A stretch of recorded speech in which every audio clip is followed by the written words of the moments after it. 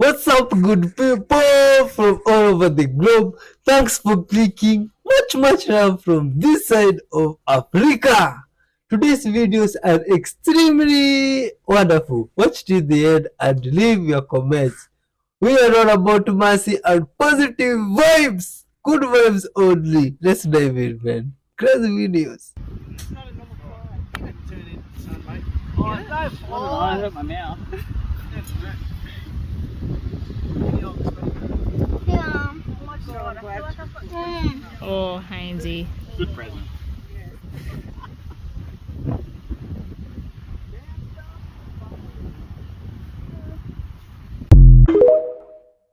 Oh my god.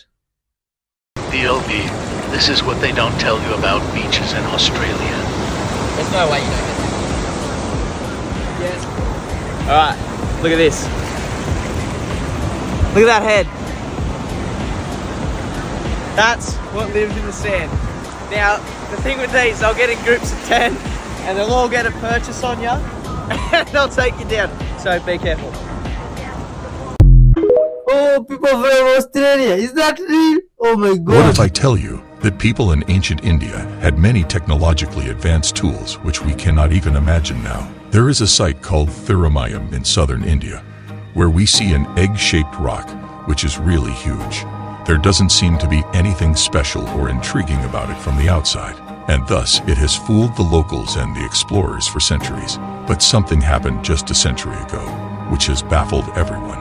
In an earthquake, a door-like shape fell from one side of the rock. The door was so well blended that no one had even suspected something like that even existed there. Upon further examination of the rock, it was found that the rock was completely hollow from inside, and only a carved-out Shiva lingam was present in it.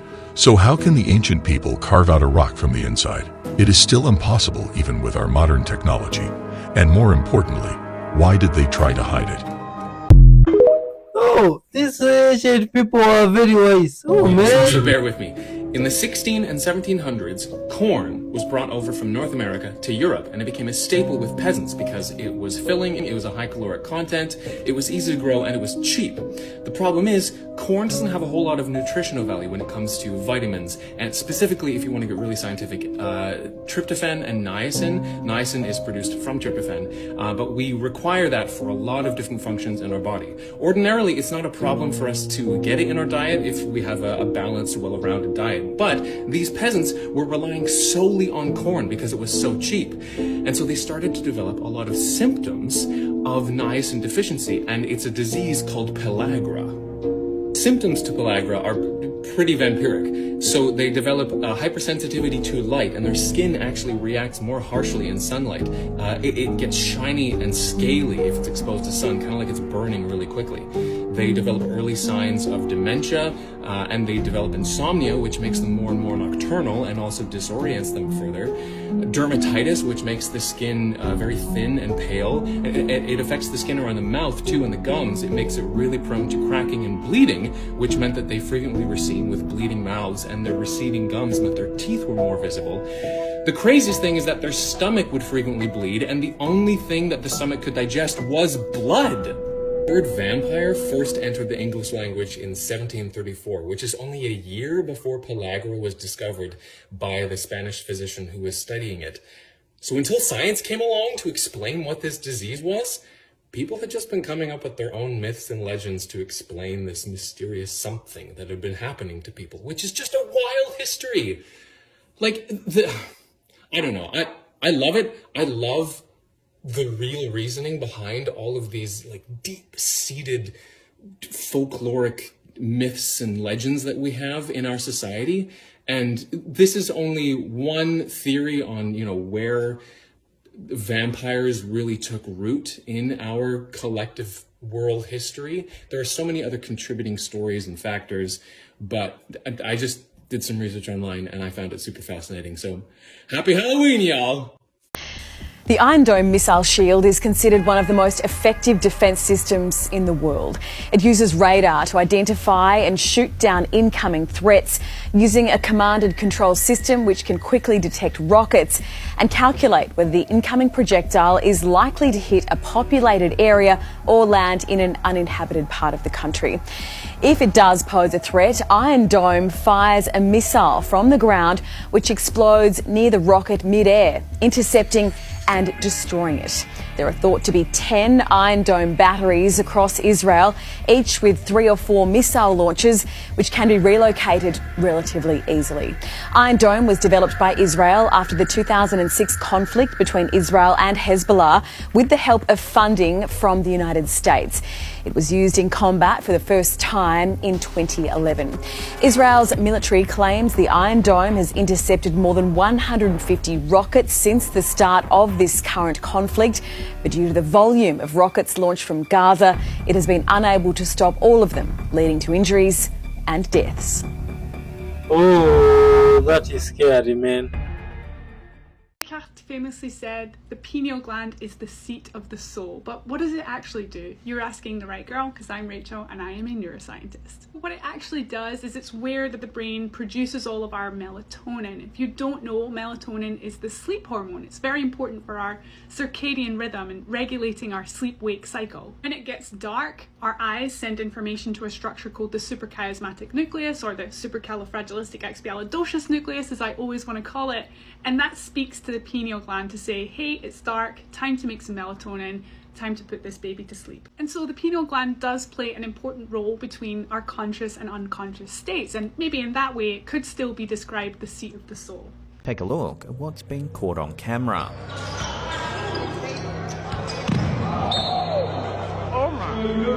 As the clip plays out, a player gears up to take a shot, but just as he's about to release the ball, another player appears to pop out of nowhere, attempting to block the shot.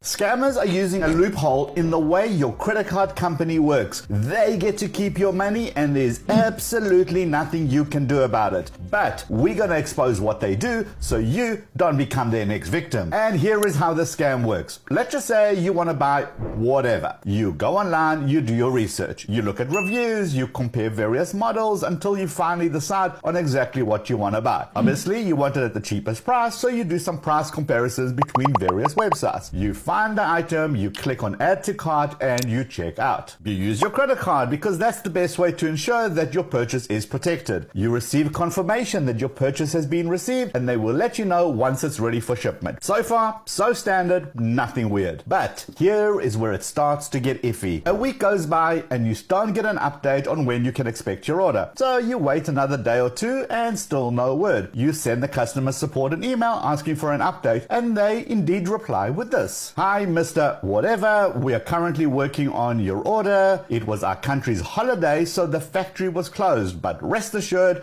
that we are working hard to catch up and your order will be sent soon. Okay, fair enough. You then wait for the next update. Another week goes by and still nothing. So you email again, and once again you receive a reply. Hi, Mr. Whatever, we apologize for the delay. Some parts did not arrive in our factory in time before the holiday and it's holding up your order. We are working hard with the manufacturer to get those parts in as soon as possible. As a way to apologize for the delay, we will send you a light kit for your e-bike for free. We are sorry for the inconvenience and we'll have an update for you next week. Okay, stuff happens and you're gonna get a free thing out of the company, so they're obviously working to make sure you're a satisfied customer and they're owning that delay. So you wait, and another week goes by, still nothing. You send another email asking for an update, and this time you get no reply. You wait another day, you send another email, and another, and finally you do get a reply. Hi, Mr. Whatever, sorry I missed your emails. I was off work for a family emergency as my husband was in a car accident. I will look into your status. So now you kind of feel bad, but you still want your stuff. So you wait. A couple of days later, you do get an email. Hi, Mr. Whatever, I can confirm that your order has been shipped from our factory. Did you not get an email with the tracking number yet? So of course, you go and you check your email, you even check your spam folder, and there is no email. So you reply to let them know there was no email. And a couple of days later, you get get this email. Hi, Mr. Whatever. Looks like it was sent to the wrong packaging warehouse. It was our mistake. I am waiting for it to return to the factory and then we'll send it to you. We will also upgrade your shipping methods to 2-day delivery so you get it quickly at no cost to you. Okay, fine. You're not happy, but at least there is some sort of progress. But sure enough, another week goes by and there is no word. So you email again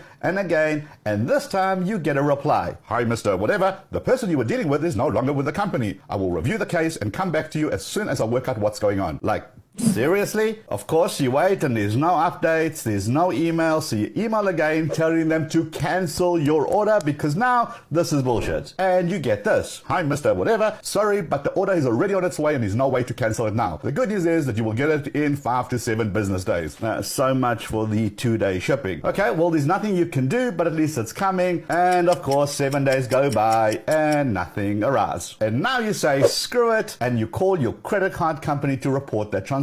But here is the problem. It has been over 60 days since the initial transaction. Most credit card companies have a 60-day window in which to report any fraud. Since this is beyond that 60-day window, you're out of luck. You can still file a report and work with the credit card company and explain the scam and why it's taken so long to file a dispute. Some may help, whilst others may say there's nothing that they can do for you. And a variation of the scam is that you do indeed get some sort of semi-related product right at that 60-day mark. I've seen a case where the person received an electric bike which was a kid's toy and not a real electric bike. The scammers were smart. On their website it says that the images are for illustration purposes only and that the toy bike will be sent. They actually used the word toy bike, which was hidden inside a mountain of text on the description of the item. So now that a bike was indeed delivered, you cannot file a fraud case because they delivered what you ordered. The only option is to try and return the item to the company, which they say, great, no problem, but they do charge $1,000 as a restocking fee, which of course makes the return not feasible. And again, this is indeed in the terms of conditions, which, let's be honest, none of us read. This kind of delay scam was rife after the pandemic, and scammers really took advantage of the delays in shipping and delays in manufacturing and parts shortages, which was all over the news. So people understood and they waited and waited, and then they shot way past the 60-day window and basically got scammed. So heads up, delays can occur. Stuff does happen when you order for something, especially when it's overseas. Custom delays are a common issue as well. However, if you feel like you've been strung along, rather cancel the transaction and shop elsewhere. I personally always wait for a tracking number. If I don't get that within a reasonable window of when the delivery was promised, then I cancel the order. If I don't see a delivery window in the first place, I don't even order. Now, not only do the scammers have your credit card information, but they also have your... Oh, mysterious. These are big people. You see, I've been seeing these videos in our previous episodes, and this is very Rui. Where did you say this guy came from? That areas, or where are these people from? Oh, please help us to understand. These guys were so huge. These were like the real Goliath. You mean David fought a person like that? To accomplish immediately. One, ceasefire. We are unified as an Arab group. For those who think that there is a single Arab, single diplomat that is not standing with Palestine at this moment, at this time, look at our unity, look at our strength, and look what we will be doing in the days to come. All of us are united to stop this carnage against the Palestinian people now, to allow for humanitarian assistance and passage to the people who need it, food, medicine, all the elements that is needed for staying alive. We need to save human lives, and we need to save it immediately. And the third thing that we need to do, we should not allow, as humans, and as defenders of international humanitarian law, and as UN, and as Security Council, to allow, after 75 years of our first Nakba, another Nakba to be fallen on our people by depopulating the Gaza Strip of its 2.3 million and to throw them outside to Egypt and to make it an Egyptian, problem. That should be rejected. Every and each one of us and each one of you and those who are listening to us inside to do everything possible not to allow this crime to happen. And let me at the end to say thank you to Egypt for opening Al Arish airport to allow for humanitarian assistance, which they started to receive in order to reach the people in Gaza. And thank you to our brother in Jordan, because His Majesty the King, with His Excellency the President of Egypt, along with President Abbas, all of them are doing everything that they can with the global leadership, including with Secretary of State Clinton, in order to Blinken, in order to tell Israel to stop this war immediately and to allow for the humanitarian assistance to take place, and not to allow them to implement ethnic cleansing against 2 million plus Palestinian civilians. And I thank you very much.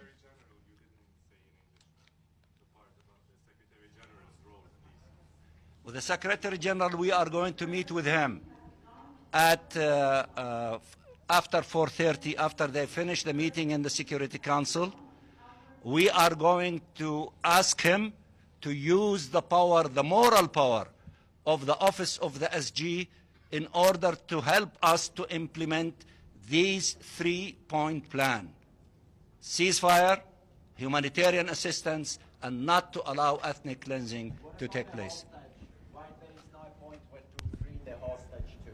That we are against, harming any civilians from anywhere. I think the ministerial meeting announced that in their position, and President Abbas, these are our, moral positions, and I believe that also that there are discussions regarding the issue that you raised. Thank you very much. If you want, try to see us after 4:30, after our meeting with the SG. Thank you.